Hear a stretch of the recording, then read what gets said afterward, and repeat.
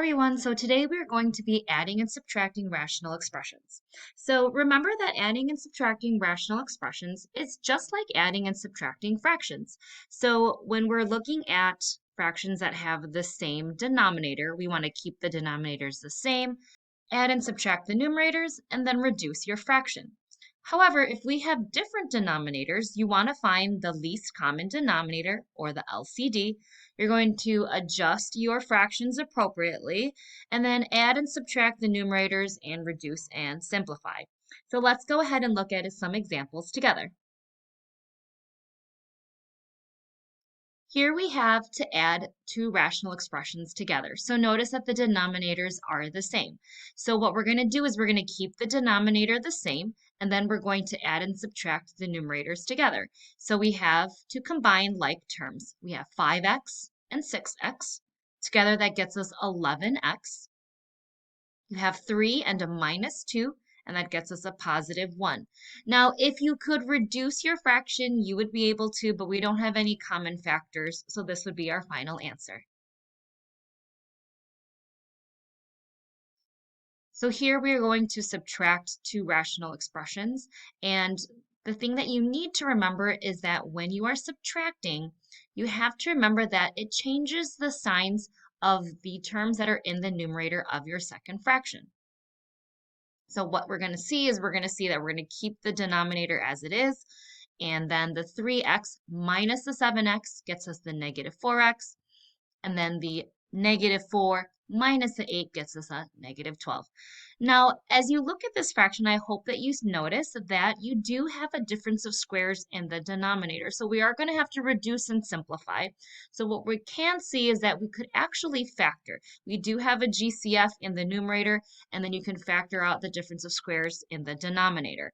As you do this, what you will notice is that you have common factors that you can cancel, the x plus 3's, and that what remains is the negative 4 and then the x minus 3. Now, what do you do when you have two rational expressions that have different denominators? Well, what we're going to have to do is we're going to need to find the least common denominator, or the LCD.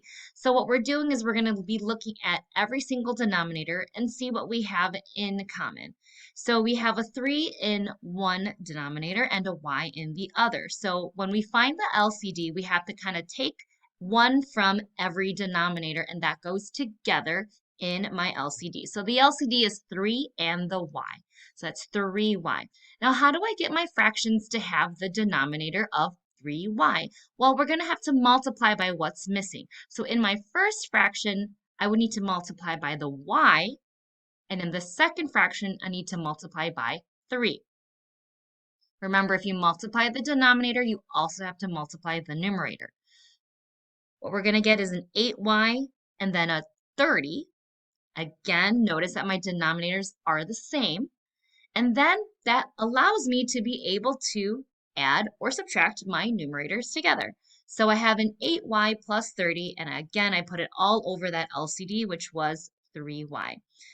You would see if you could factor, so you could reduce, you could take out that GCF of 2, which gets you 4y plus 15. Again, if you can't reduce, can't simplify, or don't have any common factors, that answer would be left as it is.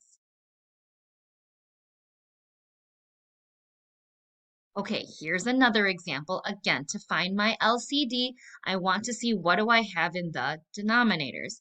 So what we should see is that 4x plus 12, it has a GCF.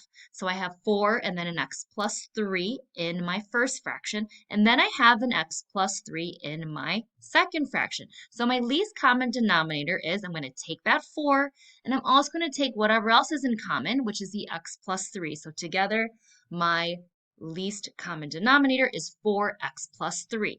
Again, multiply one of or two of my fractions to get the LCD to look like 4x plus 3. Well, the first one already looks exactly like the LCD. The second, I would need to multiply by 4. So I'm not going to multiply anything in the first fraction. I'm just going to multiply the second fraction. So what we have is we have a minus and then a 12.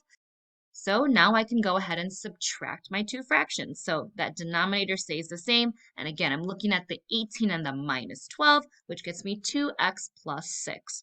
Now, notice that in my numerator, I do have a GCF, so I can take out that 2. Taking out that GCF of a 2 allows me to see, oh, I have common factors of the x plus 3. So I can cross those out, cancel them out, which gets me 2 over 4, which simplified and reduced gets me 1/2.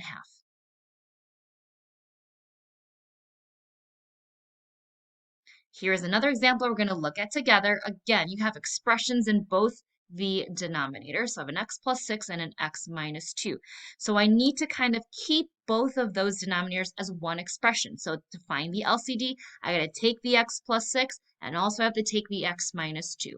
So I want to have those denominators look like my LCD. So what do? I would need to multiply my first fraction by the x minus 2, because that's what the denominator is missing, and the second fraction by the x plus 6, because that's what the second fraction is missing. So here, don't forget I have a 4, and then the x minus 2, and then a minus 8, x plus 6. So when I distribute, I'm going to see I get 4x minus 8.